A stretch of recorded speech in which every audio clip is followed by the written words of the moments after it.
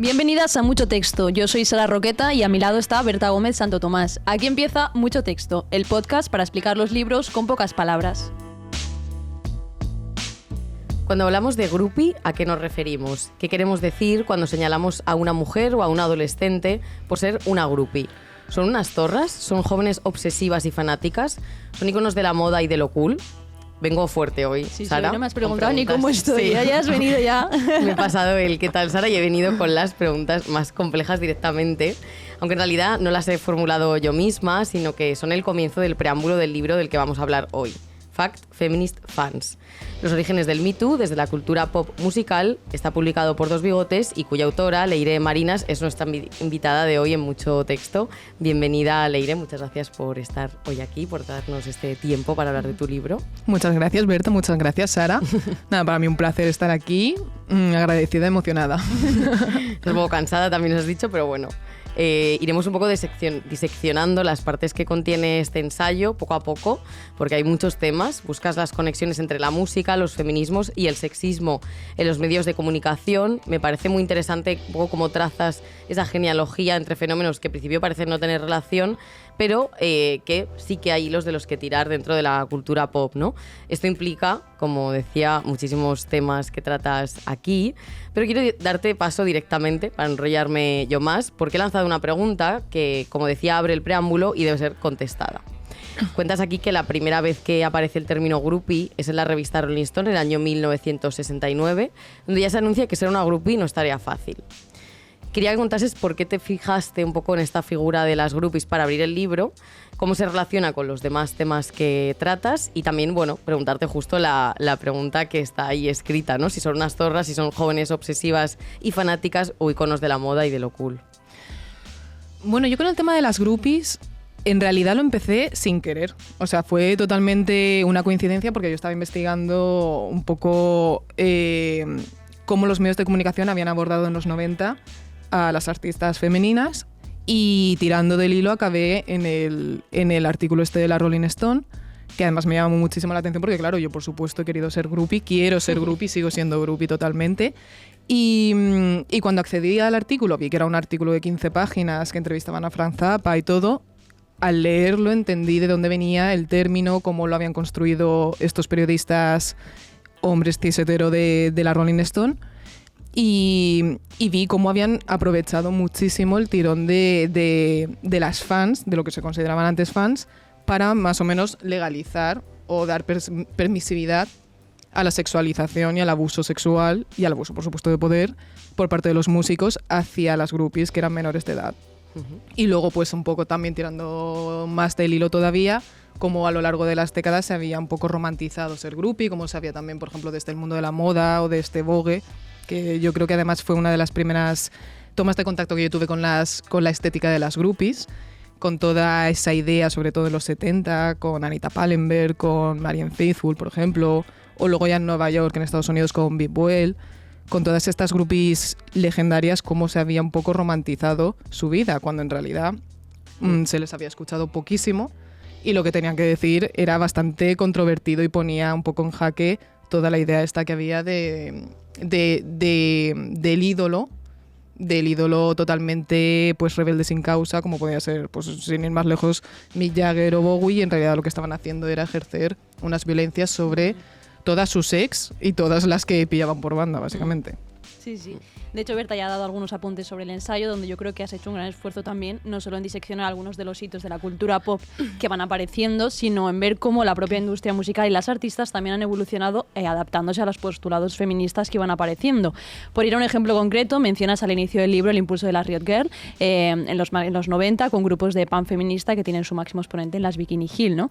Para hacer un poco de resignificación también, todas ellas utilizaron tanto la música como los fanzines como armas políticas para criticar, como decías tú ahora, ¿no?, el sexismo, los abusos sexuales y la continua misoginia a la que todas ellas pues se veían expuestas en la industria. Como cuentas en el libro, la propia Kathleen Hanna, cantante de Bikini Hill, se escribió en el estómago las palabras zorra, puta y violación, que es una de las fotos que yo digo, ¿dónde está esta foto dentro del libro? Y luego la encontré también para buscarla, y también porque ella se escribió en el estómago estas palabras como una manera, entiendo, de resignificar esos insultos y decir, oye, que el sexo, el placer y el deseo no son propiedad exclusiva de los hombres, ¿no? Nosotras también podemos apropiarnos de nuestra propia corporalidad. Al final, Hanna estaba diciendo con eso eso ya me lo llamo yo, para que no me lo llames tú, ¿no? Entiendo. De hecho, en el libro mencionas varios ejemplos de mujeres que desde las Spice Girls hasta Britney Spears o Christina Aguilera han sufrido eso que hoy conocemos como el slut shaming. Háblanos un poco tú misma de este término, en qué contexto surge, qué significado se le atribuyen y cómo ha afectado también a la carrera de tantas artistas, a lo que históricamente se les ha juzgado más por cómo se mueven, ¿no?, que por su propia música muchas veces. Bueno, yo creo que el slut shaming siempre lo hemos sufrido todas, o sea, independientemente de la década, por ejemplo, de la escena musical en la que nos movamos o no nos movamos, da lo mismo. Tú vas por la calle, te pueden gritar puta perfectamente, te pueden llamar guarra, o si no, un compañero de clase, un compañero de trabajo, todas hemos sufrido eso. Entonces yo creo que simplemente lo que hicieron las Riot Girls, que por ejemplo luego también lo vemos ahora actualmente con Femen o con otras activistas, es reapropiarse de esos insultos y lo que tú has dicho, Sara, simplemente en plan, para que me lo llames tú, me lo llamo yo a mí o nos lo llamamos entre las amigas, y también para crear un choque también, para que de repente los tíos que nos dicen estas cosas, o por ejemplo que te griten bollera por la calle, se queden así como diciendo mierda, se han apropiado de ¿por qué se están llamando así? ¿Es que les gusta? ¿Es que no me estoy metiendo con ellas? ¿No las estoy acosando? ¿No les estoy dando miedo? ¿Por qué están utilizando el arma que yo utilizo para cohibirlas? Y entonces las Riot Girls lo que hicieron fue totalmente eso. Por ejemplo, en el libro también lo cuento que Caitlyn Hanna, una de las cosas que también se escribe, o cómo surge todo el movimiento de las Riot Girls y a partir de dónde es cuando están estudiando todas en la Universidad de Olympia, en Estados Unidos, y lo que sucede una vez con la compañera de piso de Caitlyn Hanna es que intentan violarla en su casa. Entra un tío e intenta violarla. Y no lo consigue, por suerte, y lo que hace Caitlyn Hanna es cuando está escuchando todo el testimonio de su compañera de piso, todos los insultos que el violador le decía a su compañera de piso, ella lo que hizo fue cogerlos y hacer una especie como de... Ella estaba estudiando diseño y tenían que hacer un trabajo de carrera o lo que fuera, y lo que hizo todos esos insultos fue ponerlos en unos vestidos para que desfilaran todas las modelos con todas las palabras y todas las amenazas que le estaba haciendo el violador. Entonces yo creo que es una idea como de eso, de apropiarse de las armas, en este caso verbales, que utilizaban, que siguen utilizando un montón de hombres contra nosotras y lanzárselas a la cara, básicamente. Y que tú misma lo has dicho, que traspasa épocas y que nos apela a todas, y de hecho la misma Miley Cyrus también, por irme un poquito más adelante, tuvo que defenderse de los ataques sexistas y el conservadurismo social y mediático después de hacer twerking durante la gala de los MTV Video Music Awards en el 2013, que tú también hablas justo de esto. Desde el punto de vista de la sexualización del show, dices en el libro que la asociación estadounidense ultraconservadora Parents Television Council la acusó de ser una mala influencia para los jóvenes, que al final Miley venía de ser, como tú dices, adolescente, que todos adoraban, ¿no? Esa adolescente como Hannah Montana, y de repente está haciendo twerking. Claro, el ala más conservadora entiendo que cortocircuita un poco.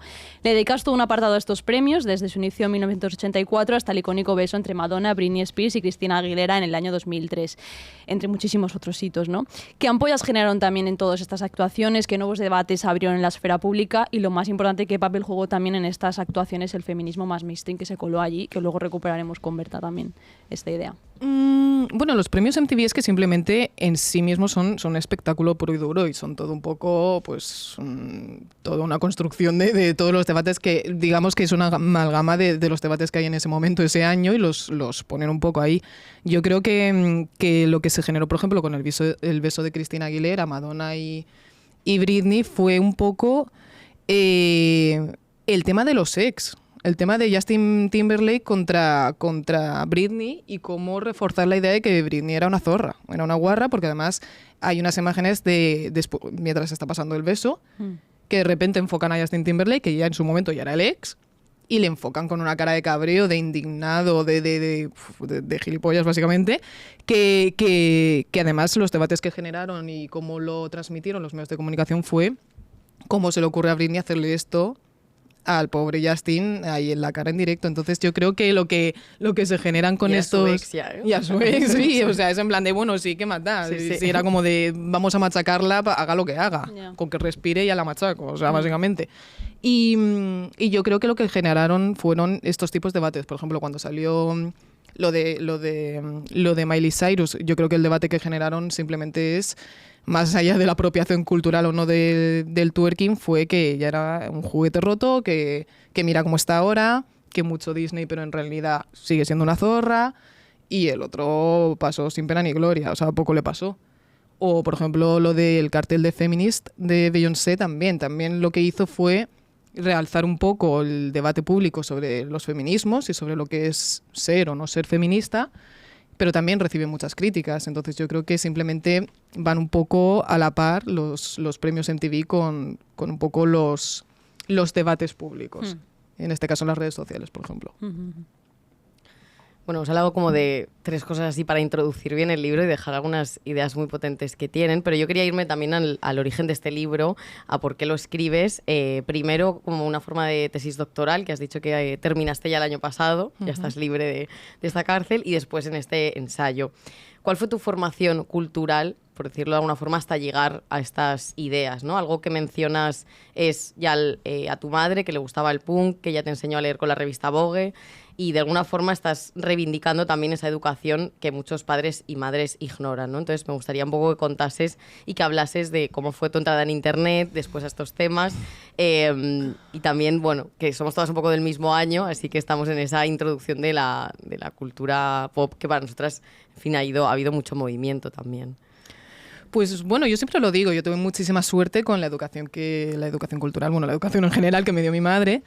Y la cosa es que es eso, mi madre me tuvo con 19 años recién cumplidos y nosotras pues, estábamos solas y lo que como buenamente podía ella era pues llevándome a la biblioteca pública, intentando llevarme al cine siempre que podía y sobre todo a través de la música. Escuchamos mucha música en casa y fue a través de todo ello, luego llegamos a tener MTV en casa.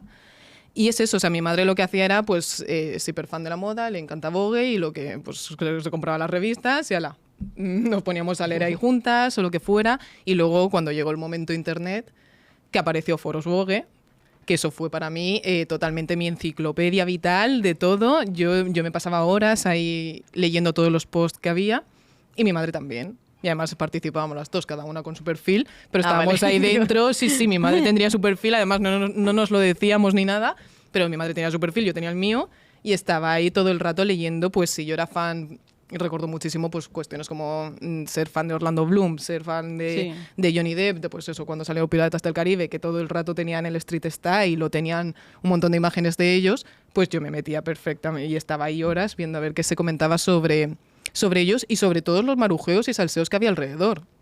Entonces, luego yo iba atando cabos, iba un poco uniendo salseos, tiraba mucho de las biografías de, pues eso, yo al fin y al cabo yo era una groupie, era una fan total, absoluta de la cultura pop, y así es como fui literalmente educándome en todo el ámbito de la cultura pop. Yo lo que notaba, por ejemplo, es que yo tenía muchísima influencia anglosajona, sobre todo estadounidense por parte de mi madre, el punk que escuchábamos, muchísima cultura queer, muchísima. Y era una cosa que yo no encontraba, por ejemplo, en Alicante, que es de donde soy. No lo encontraba tampoco entre mis amistades. No encontraba ni siquiera pues, una subcultura, había emos, había tal, pero no era tan glam, o no era como lo que yo veía incluso en las series de televisión, todas eran anglosajonas, además. Entonces, tampoco, además, no solamente un poco esas representaciones, sino que yo no encontraba unos discursos activistas o reivindicativos como encontraba en la música que escuchaba en casa. Por ejemplo, en este caso, las Riot Girls. Entonces, conforme voy creciendo, me voy dando cuenta que, por ejemplo, cuando soy adolescente, lo que se pone muy, muy, muy de moda en la Bravo, en la Super Pop, en la Loca, en todas las revistas que yo consumía y entre mis amigas, era High School Musical, Disney Channel y los Jonas Brothers, que además todos tenían unos discursos bastante más conservadores de lo que yo consumía en casa. Y digo, ¿esto qué es? ¿Esta mierda qué es? O sea, ¿por qué? ¿Qué está pasando? El póster de la Bravo no me representa. No me representaba. Yo tiraba siempre para la Loca y digo, mira... Que la Loca era ya un tema. Es que eso era un temón. Además, todos los personajes que salían, digo, es que yo soy más de esto. O sea, yo tiro más para allá. Yo era de la Super Pop, que creo que es lo más bajo ya de todo. Yo tenía una hermana mayor que tenía la Loca, entonces yo me leía la Loca, aunque no era para mi edad, pero sí. Es que yo al principio me la compraba escondida, la Loca. Es que no era para todos los públicos. No. No entraremos en este tema, pero... Total, yo llegué a ella precisamente por la portada de la revista. También habría de la MTV revistas, ¿no? Igual. Yo creo que la sacaron más adelante. Me está sonando ahora. Sí. Lo que pasa es que, claro, las portadas de la Loca eso también puede ser objeto de estudio, eso puede ser objeto de debate y de todo, porque Sí. las portadas de La Loca era lo que a mí me Pornografía, atrajo. sí. Total. Y entonces dije, bueno, aquí tienen a Green Day, tienen tal, tienen no sé qué, pues me la compro. Ya. Y claro, todo esto viene porque digo, ¿por qué yo tengo estas influencias? Mis amigas no, ¿qué hago? ¿De qué hablo? Solamente puedo hablar a través de foros Vogue, que probablemente sería todo con personas bastante más mayores que yo, pero era hablar de cuestiones que a mí me inquietaban o me excitaban o me gustaban muchísimo y no encontraba. Y entonces fue un poco a partir de ahí que cuando entro a la universidad, entro a hacer publicidad y tal, me planteo ver qué pasa con las referencias culturales. Tirando pues muchísimo de muchísimas asignaturas que teníamos, pues cultura de masas, etcétera, y digo, joder, quiero ver qué ha pasado porque ahora mismo en los 2000 hay una especie, o yo lo percibía como una especie como de retroceso en las representaciones culturales y un poco así, pues tirando también de teorías y tal, pues acabé haciendo un doctorado. Y aquí tenemos el libro. Y aquí tenemos el libro, sí, Todo sí, un por resumen. fin. Bueno, está bien porque a veces sí, como que tienes interés en algo, pero esto no se puede materializar porque en la universidad te quitan estas ideas en Eso la ya. cabeza. Aquí tú llegaste Total. un poco a convertir este interés en algo, bueno, en un libro y en una Sí, tesis sí. doctoral. Sí, y otra cosa muy interesante que pasa en el libro es que al ver todos los hitos de la cultura pop te das cuenta de cómo avanzamos en derechos feministas, pero luego al poquito retrocedemos y aparecen esas olas más conservadoras. A mediados de los 90, como tú dices, los medios ya intentaron desprestigiar, que hemos dicho antes, a Cristina Aguilera por su expresión sensual y sexual, centrando sus críticas en que podría ser una mala influencia incluso para las niñas y adolescentes.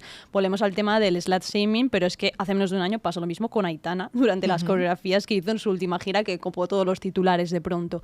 Tú hablas mucho en este libro de que por cada ola de derechos feministas hay luego una ola de actitudes reaccionarias, de que todo es cíclico y de que nada está exento de la historia social de ese momento y de hecho, por citarte, dices, las industrias culturales y las sociedades están en continua retroalimentación.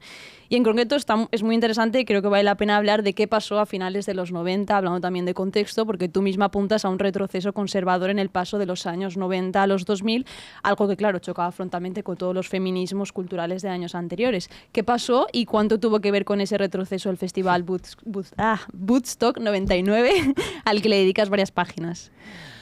A ver, yo lo que hago es contextualizarlo un poco, pues eso, con todo el tema de la globalización y también un poco con todos los ataques que estaba habiendo a los derechos humanos y concretamente a los derechos de las mujeres y del colectivo LGTBIQ+, que se estaba intentando retroceder muchísimo, pues eso, en los derechos al aborto, etcétera. Entonces, en el 99 lo que pasa es que el Woodstock 99, el festival este, es el primero que se retransmite en directo y lo hace a través de canales como la MTV. Y lo que ahí sucede son básicamente agresiones sexuales en directo y lo normalizan. Además, luego, bueno, hay un par de documentales sobre el festival y todo que las periodistas que iban ahí lo decían que además si te fijas en las imágenes que hay del crowd de los conciertos y todo eran frat boys, que son los típicos tíos estadounidenses blancos de fraternidades, de lo de frat, y que no había ningún tipo de diversidad para nada. O sea, eran todos este tipo de perfil de hombre cis hetero y lo que pasó fue eso, grabaciones de agresiones sexuales. También es un poco como, pues, por ejemplo, como habla Nerea Barjola en su libro sobre el caso Alcácer, es un poco retransmitir una idea de que el espacio público no es nuestro o el espacio del ocio musical no es nuestro. Entonces era como unas agresiones verbales, físicas, si vas a un festival te puede pasar eso, era como una advertencia, era como para quedarnos en casa, para encerrarnos un poco. Y eso lo que pasó es que se hizo mainstream. El problema es que este tipo de violencias se hicieron mainstream a través de la industria musical y cultural y yo creo que lo que pasó además también después de eso fue una reacción a la reacción feminista, que es lo que estamos viendo siempre, que aparecen los incels, que aparecen los youtubers estos. Y yo creo que simplemente es eso, es haber encontrado otros medios y otros canales para soltar todo su discurso reaccionario, misógino, machista, LGTBI-fóbico. Y ahora estamos en estas ahora mismo. Creo que por eso ha vuelto. Más que yo lo que planteo en el libro es que más que hayan vuelto estas reacciones es que siempre han estado. Simplemente encuentran otros altavoces, otros medios de comunicación para hacerse notar.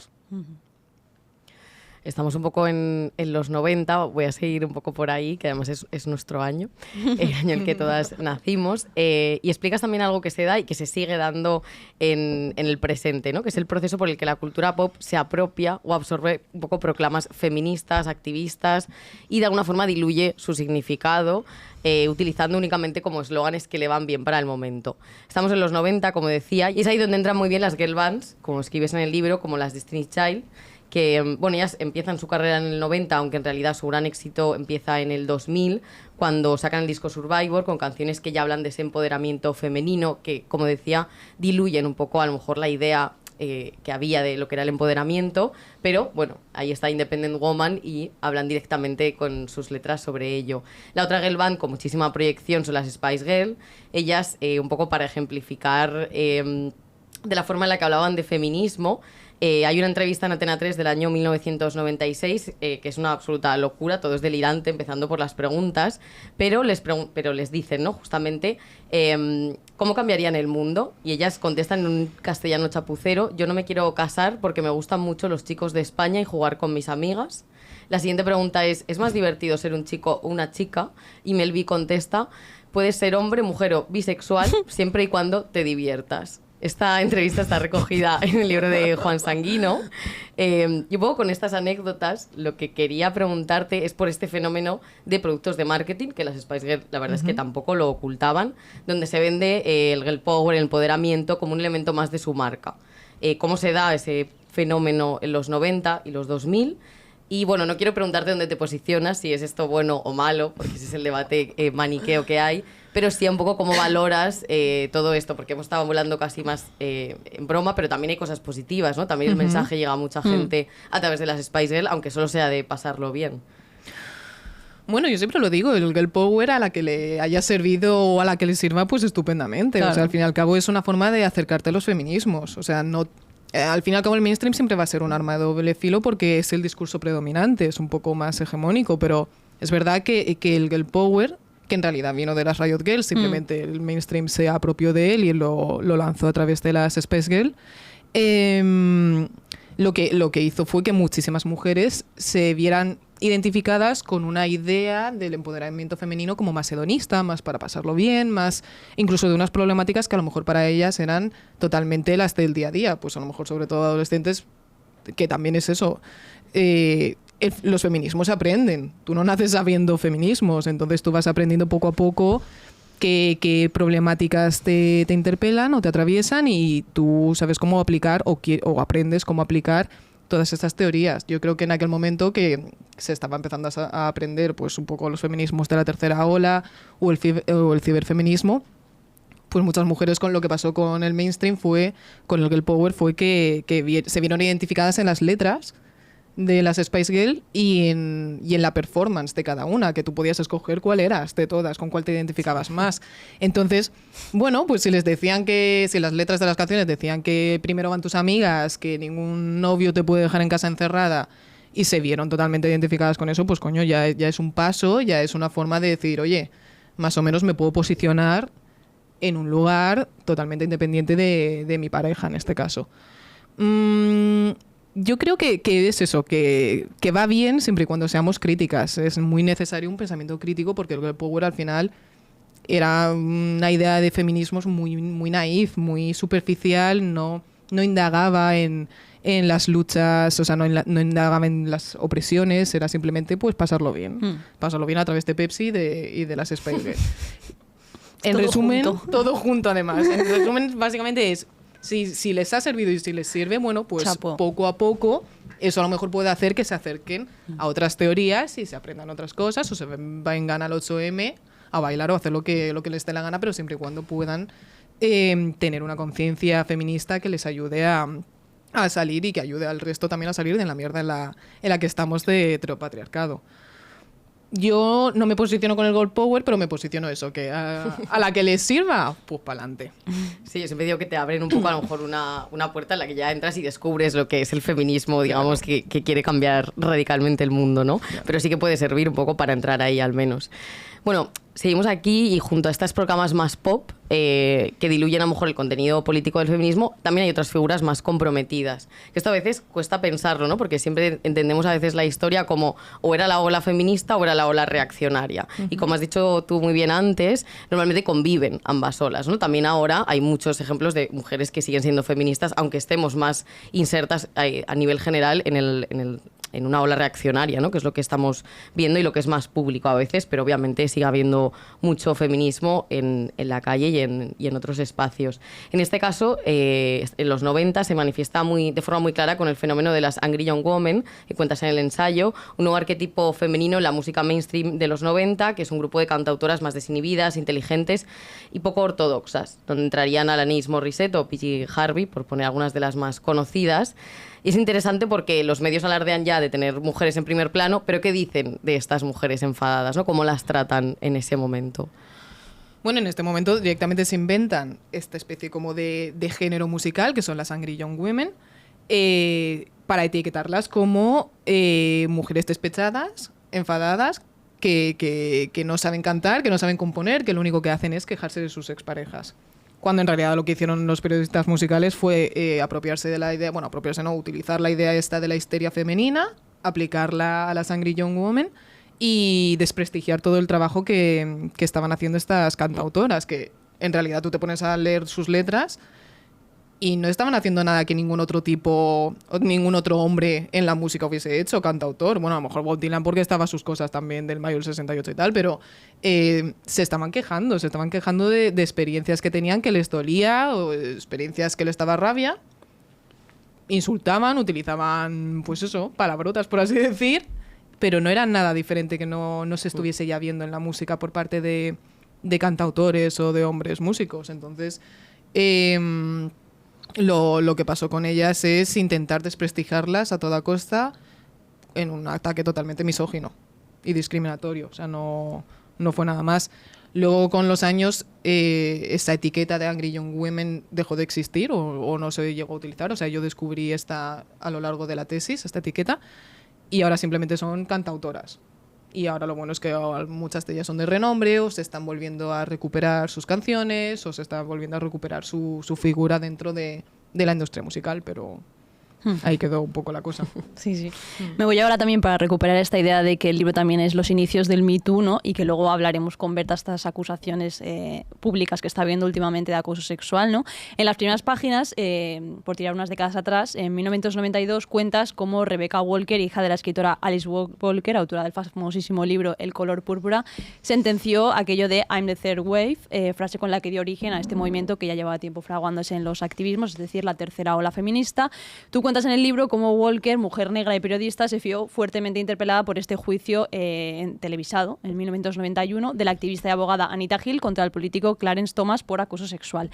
Yo no quiero enrollarme mucho más, quiero que seas tú la que nos des el contexto y sobre todo pues nos hables de ese impacto que tuvo este juicio en la cultura popular por este caso, ¿no? De Anita Hill. Si no me equivoco, supuso no solo la apertura hacia unos feminismos más inclusivos, más racializados y más periféricos, sino que además entró en juego la tele. Y esto es súper interesante, la televisión como ese elemento de mediación del que tú hablas en el libro y que amplifica el juicio. Podríamos decir que el caso de Anita Hill no triunfó en los juzgados porque eran fuertemente heterosexuales, ¿no? Y blancos, pero ¿qué impacto tuvo en la esfera pública y en la cultura pop y qué herencia nos ha quedado hoy de todo esto de ese I Believe Anita Hill, que obviamente nos recuerda a Yo sí te creo, hermana, ¿no? Y toda esta idea.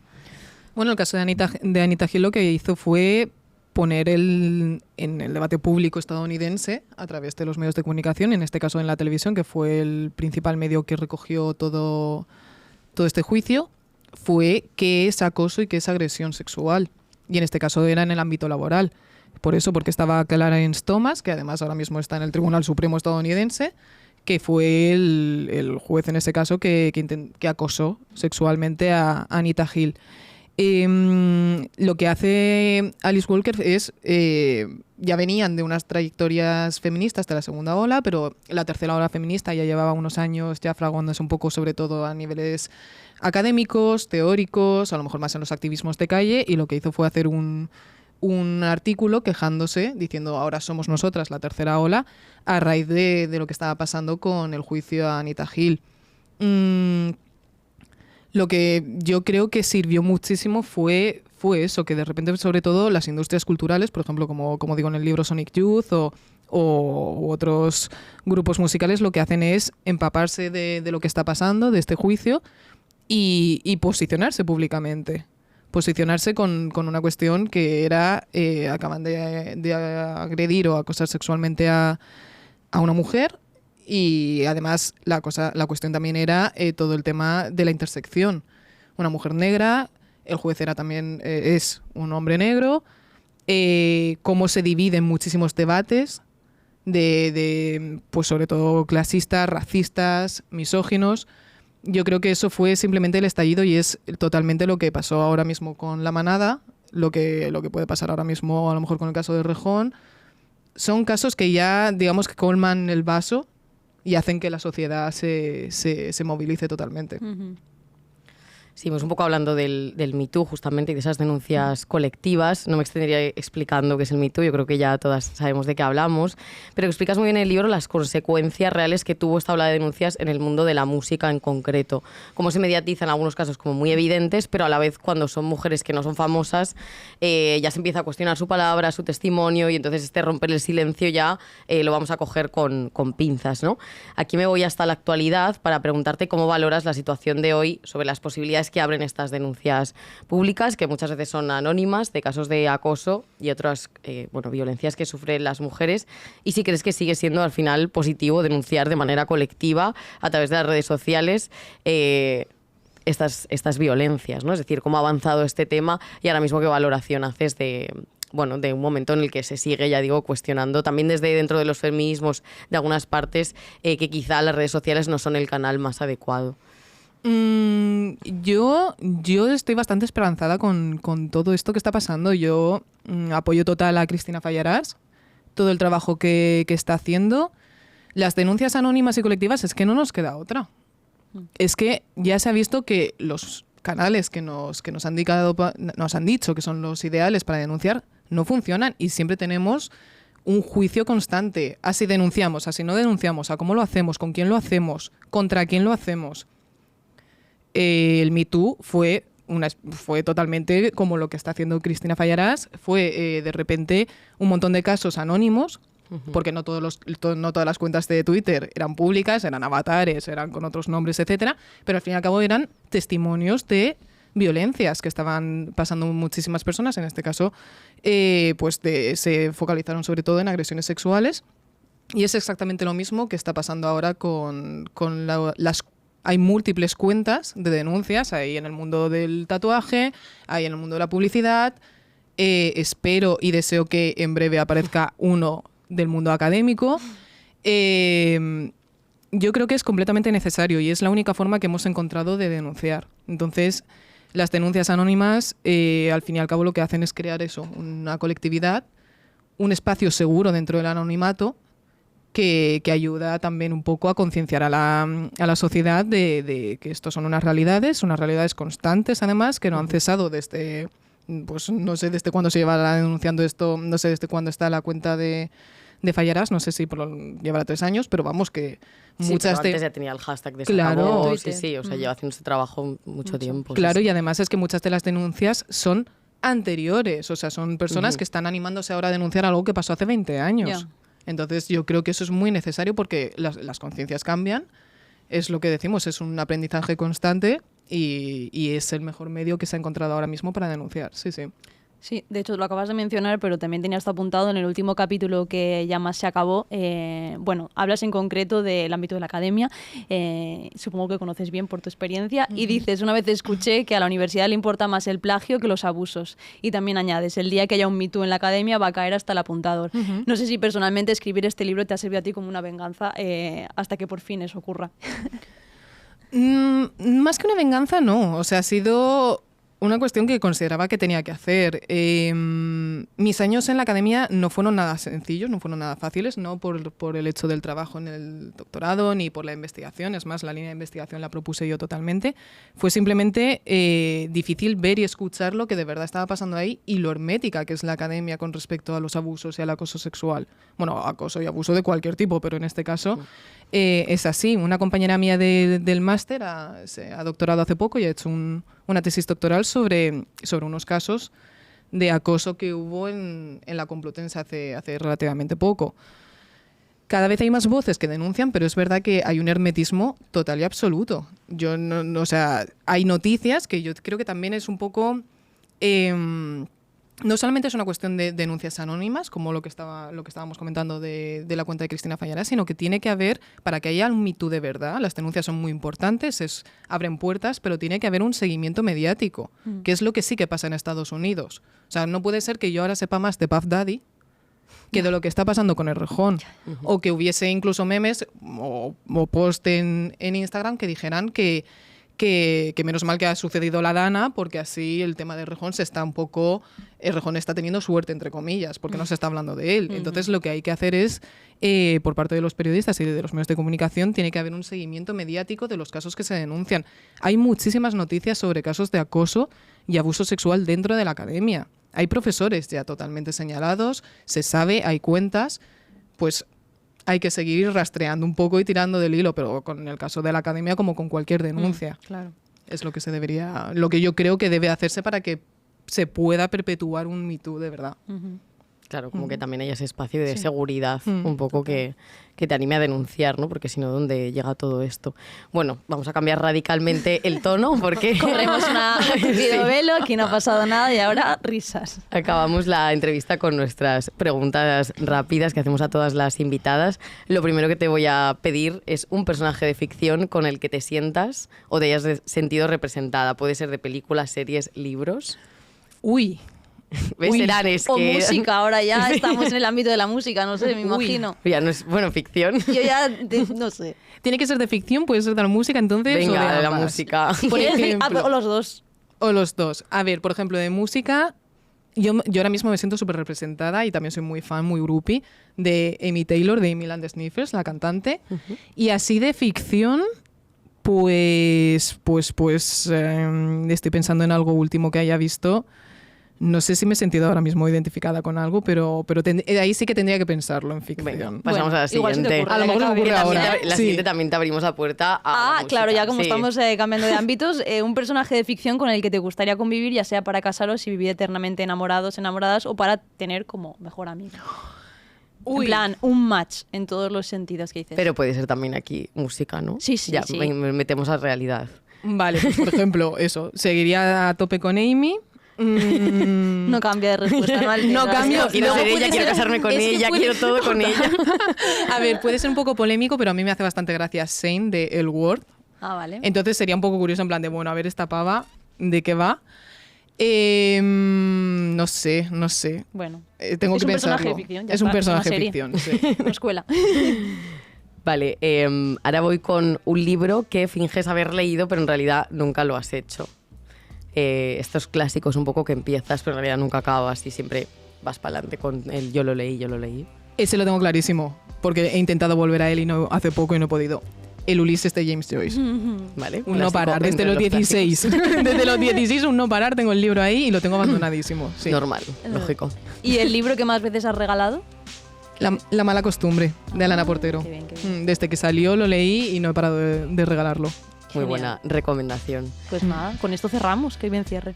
Sí, muchas gracias Leire por estar hoy con nosotras. Cuando se publique este programa ya será enero, así que feliz año también año a todas. para todas y Feliz para año ti. a todo el mundo. Muchas Y- gracias. y para todas. Con esto nos despedimos. Recordad que podéis seguirnos a través del canal de YouTube de Código Nuevo y en Spotify, donde cada 2 semanas os recomendamos nuevos libros.